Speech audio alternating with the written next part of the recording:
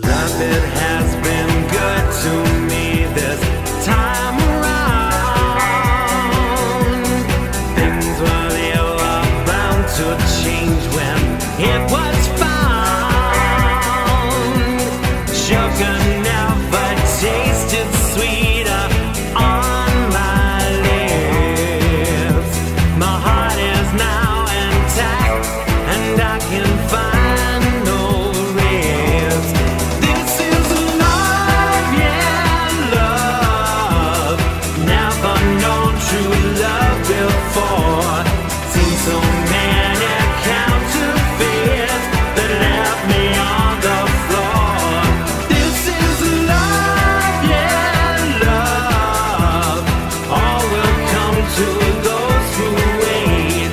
Time it cannot know the bounds, and eras don't dictate.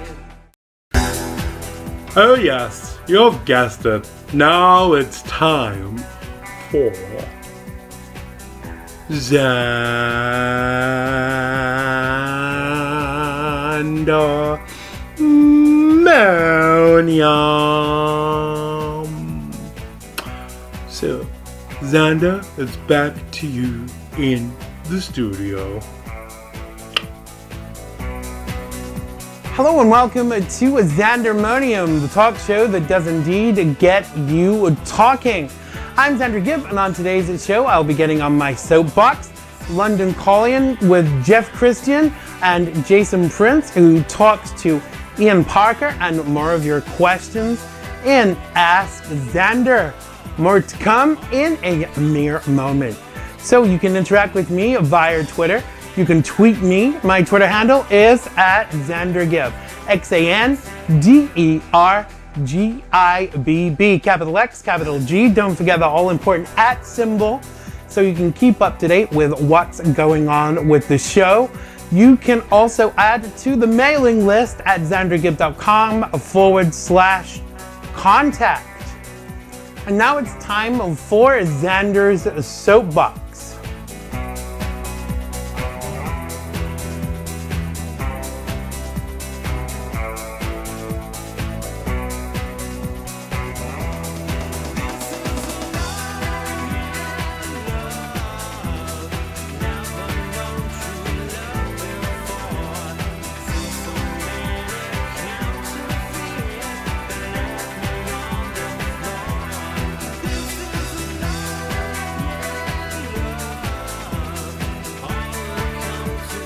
So the Oscars came and went for another year with a soup song of controversy, just for a change, actors.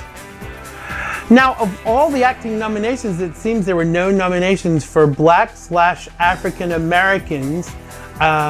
It's so easy to place this directly in the casualty field of racism.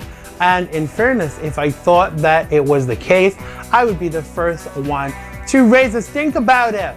Stars like Will and Jada Smith were infuriated at the situation, and some said it was sour grapes on the part of the Smiths for Will not being nominated. Now, they did, however, call for boycotts of the event and tried to spread the word via social media.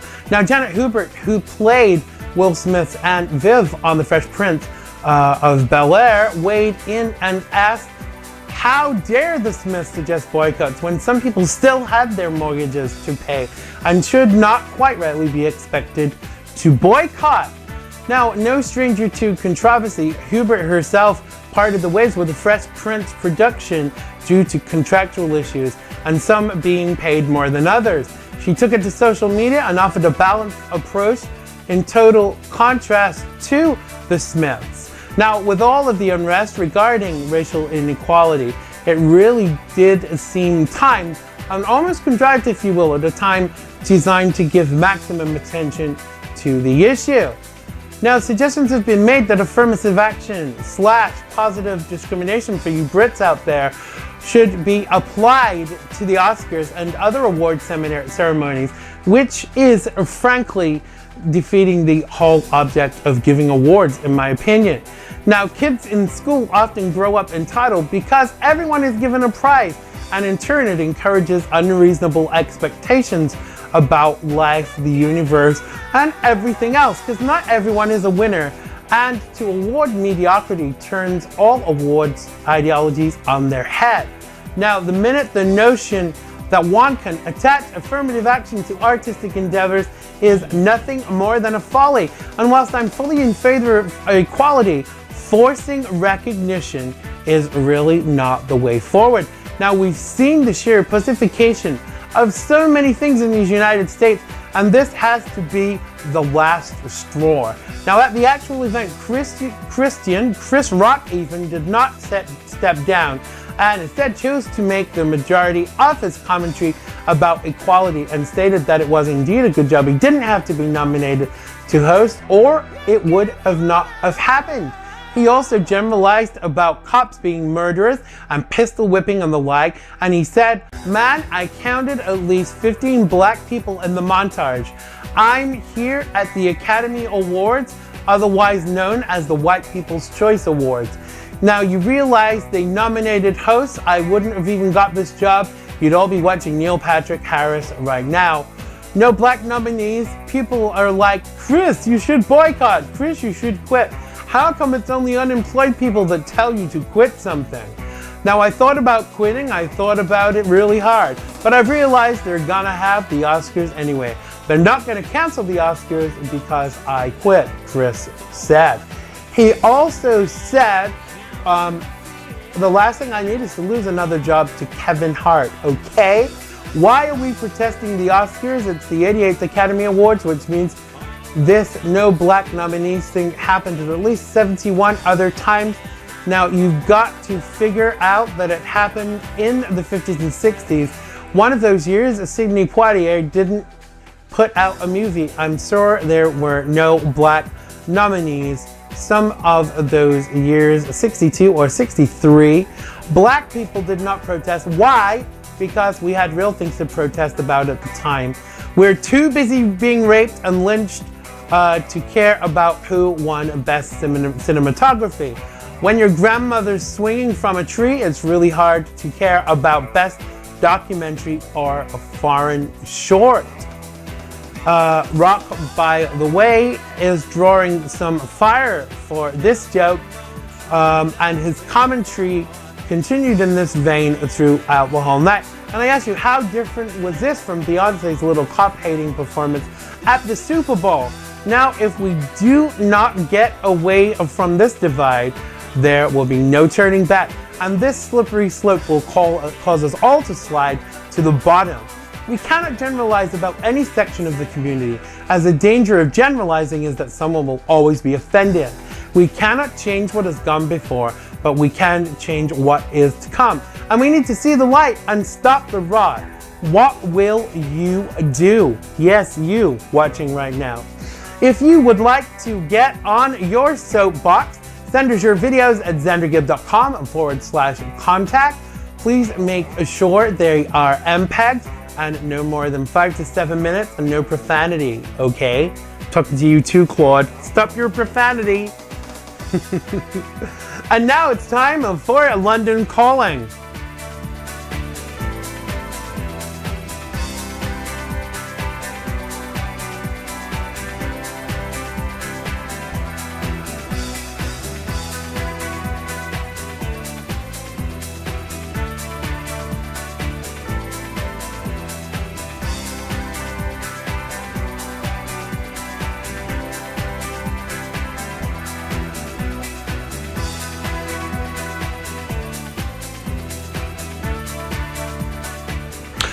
Remember Claude and the Hollies? Jeff Kristian's guest on London Calling today is Ian Parker, who is interviewed by Jason Prince and takes a trip down memory lane in the form of music memory. Hello, Jeff. Can you hear me? This is America Calling. It's time for London Calling with Jeff Kristian and Ian Parker. Bumpy G to G, yeah, it's Orinoco flow. From you to me, yeah, it's Orinoco flow. Ah. See, I like clarinet too, Jeff. Take it away, mate. Hello, America. London calling.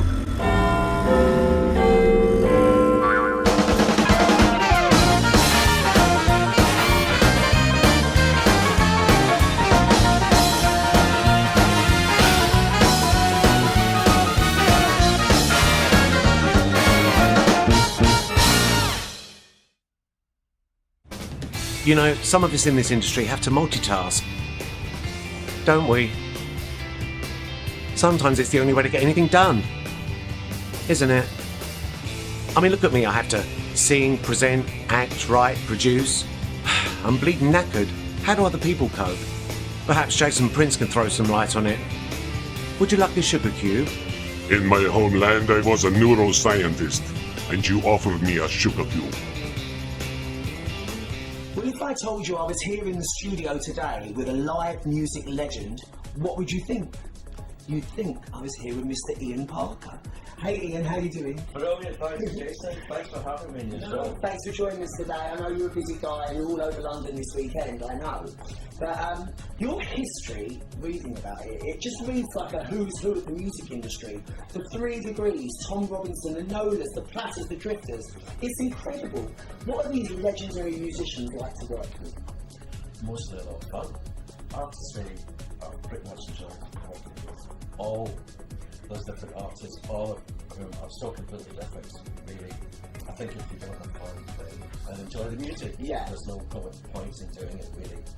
It's all about, well, you know, going to different parts of the world, playing different types of music, and then maybe end up in a different direction with other types of music as well, because there's such a combination. They're all so different, they're all so varied. I mean, I just can't believe you can turn your musical talents to such a wide variety of different artists. Well, I suppose I've seen times, Jason, when I've been on tour with one band and then suddenly jumping onto a tour with another band. Yeah. With completely different types of music. Sometimes they're all in the same 24 hours. Yeah. That's fun. That's fun. It's Talking about that, I mean, you're actually a full-time member of 2 of the biggest bands of our generation, Claude and the Hollies, and you seem to be continually working with both of them. How do you juggle your time? Well, it's not easy sometimes. I have to plan it months in advance, because I might be in one country one day with one band and another country with another, and I have to get someone to cover for me for some of the Claude gigs. I can't do it with the Hollies because my photographs. Oh, you are one of the Hollies. How long have you been with the Hollies? How long have you been part of the Hollies? I've been with them since 1991, which is 24 years now. That's amazing. And they got into the band got into the Rock and Roll Hall of Fame only a few years ago. Yeah. Inducted into the unfortunately play because we were doing a concert in London. You already had something booked on the day that they go into the Rock Hall of Fame. We just couldn't do it, so previous members were there instead. Oh. We were going to have been there, but it wasn't to be, so it was a great thing to be inducted into that area. But the Hollies, you say, are planning on touring the States again. It's been a while, has it? Yeah, it's been about 60 years. Last time was 1999. Wow. We did a tour with Love and Spoonful on stage with us as well, which was wonderful. So we're going to be almost definitely doing a concert tour next year. But you're no stranger to America. I mean, you've even played on the David Letterman show with Joe Nama Trading. Sure, that was a lot of fun. Yeah, and the other show as well, the Jay Leno show, and the Letterman show. We both did one with Joe Nama Trading, one with Claude. That was a lot of fun. And how do American audiences differ from the London scene? I think American audiences it's always a great buzz there, because there's usually a live band performing as well, and it's got that kind of feel of a live show, like the kind of Blues Brothers kind of thing. You've actually got a band on stage to hold the whole thing together. So although UK audiences are great, you don't tend to maybe get that live show there, so it's always a lot of fun doing different shows. Now, aside from the bands that you work with, you're also a talented songwriter and producer yourself, and you've recently put together your own Ian Parker album. Tell us a little bit about this. Well, just about a year ago I started, I had an idea to do a chillbiz album.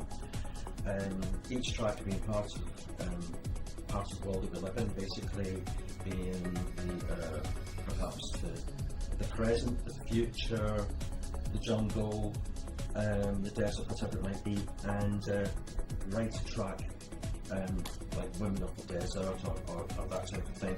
So it's called Pacifica. I call it Sci-Fi Chill House Groove. We was reading that you actually worked with Chuck Berry, Yeah. with Percy Sledge. Yeah. That must have been an incredible experience. Chuck Berry was brilliant on stage. You can't be notoriously grumpy, but he seemed to be having a good time when I was on stage. He's never met the musicians before he was on stage, so I guess it's different every night to play the classic tunes. For him to come over to the piano and if you want me to play solos, blues solos, rock and roll solos, and those great tunes is a fantastic boss.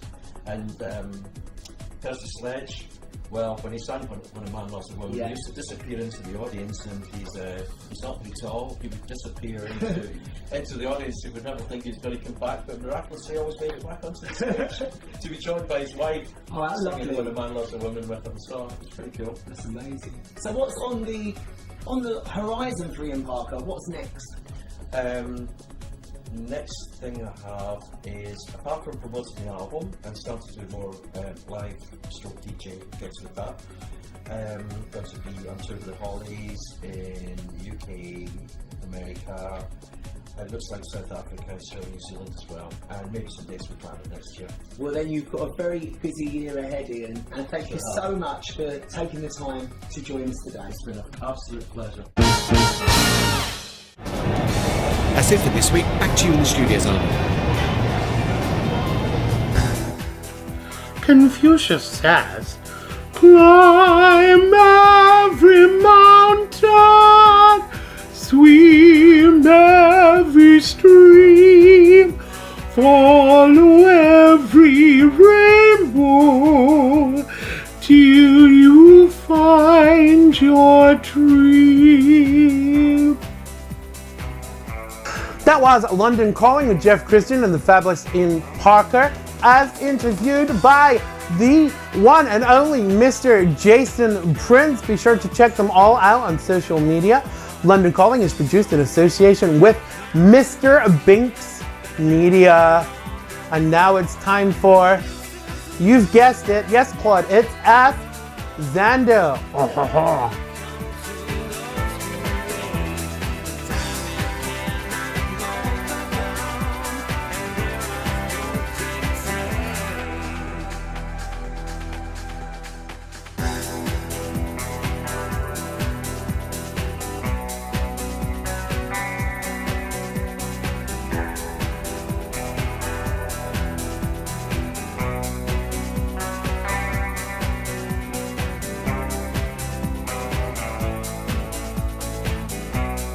So the first cap off the rank is Eric from London, who writes, is Susie Chameleon single and could I get an introduction? I've got no idea, Eric. This is a talk show, not a dating service. Good luck. Hello and welcome to Xander's Single Mingle Hour. Where do we get these questions, Claude? Anyway, moving swiftly on. Our next question is from Annie from Bethel, who writes, Dear Xander, your accent is very mixed. Are you Canadian? Canadian? Canadian? Are you serious? I think you make up all these questions. I really do, Claude. Do you? Do you? No, I'm not Canadian, but I'm sure you can hear British overtones in my voice as I used to live there. Canadian. What's all that about? Okay, Claire from Fairfield says, Xander, are you as sick of the run-up to the presidential elections as everybody else? And have you made your choice as to who you will be supporting? Sick to a death, Claire. And truth be told, no. The choice is like asking me if I want to die by being shot or being poisoned. Jake from New Fairfield writes, Xander, what is your favorite movie of the year so far? I would have to say A Joy, as in all honesty, it's the only movie I've had the time to see. Don't get a lot of time to see movies nowadays. Too busy making TV and radio shows. I know before you ask, it's not the story of Joy Behar, it's the story of Joy Mangano. Go check it out. Moving swiftly on. Okay, Linda from Danbury wants to know if I am still watching Supergirl. Sadly, no, Linda. I think it deteriorated by episode 3 even, and relied more on nostalgia than the show actually being any good. So Supergirl gets a thumbs down from me. So Sheila from Golden's Bridge asked if I will ever cut my hair. You think I should cut my hair out there? I might get it trimmed sometime, but definitely not cut short. It kind of frames my face. So the answer to that is no. Anne from Westport wants to know if I can drive a stick shift. The randomness of it all. Where are you getting these questions from, Claude? No, I can't. And in all honesty, why would I want to?